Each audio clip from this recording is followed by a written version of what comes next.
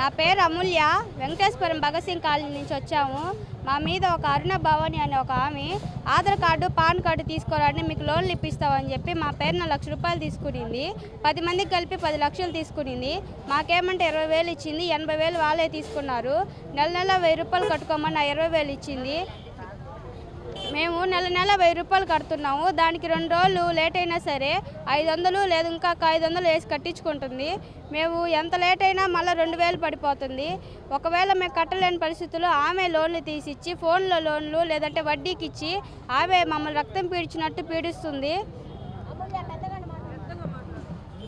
ఇంకా మాకు న్యాయం కావాలి సార్. ఎందుకంటే మేము పేదలం సార్. మేము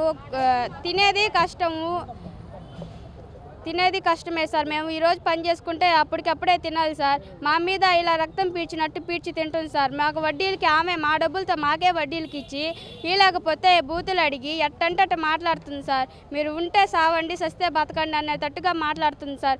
ఆడ మగ అని కూడా చూడట్లేదు, చిన్న పెద్ద అని కూడా చూడట్లేదు. ఇంకా కావాలంటే మీ మొగుడులతో మీరే గొడవలు వేసుకోండి, సూసైడ్ చేసుకోండి అని చెప్తుంది సార్. ఎలాగైనా మాకు న్యాయం చేయాలని కోరుకుంటున్నాను. అరుణ భవాని సార్ ఆమె పేరు. 8 లక్షలు చూపిస్తుంది. అడిగాం, కేసు పెడతామని చెప్పాం. లేదు 10 మంది అట్లా చూపిస్తాయి అని చెప్పి చెప్తున్నారు. రాత్రి నుంచి ఫోన్ చేసి మీడియాకి వెళ్ళామని చెప్పి నీకు 1,00,000 రూపాయలు ఇస్తాం, ఏమీ లేకుండా చెయ్యి, ఆ 1,00,000 రూపాయలు నువ్వు కట్టుకుందు అని చెప్పి చెప్తున్నారు సార్. నేను దేనికి రెస్పాన్స్ అవ్వలేదు. మేడం వాళ్ళు లేట్ చెప్తే వెళ్దాం. నేను ఇక్కడ కలెక్టర్ ఆఫీస్కి వచ్చాను సార్. మాకు న్యాయం చేయాలి. నమస్తే సార్.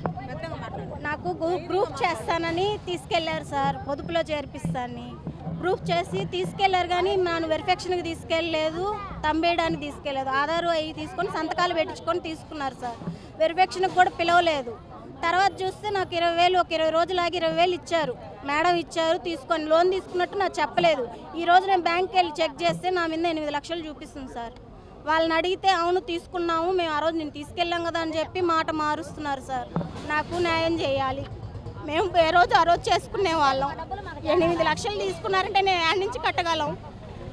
ఆమె పేరు కుమారి. నాకు 20,000 ఇచ్చింది వచ్చి లక్ష్మి అనే ఆమె ఇచ్చింది సార్. మధ్యతరగతి ఆమె.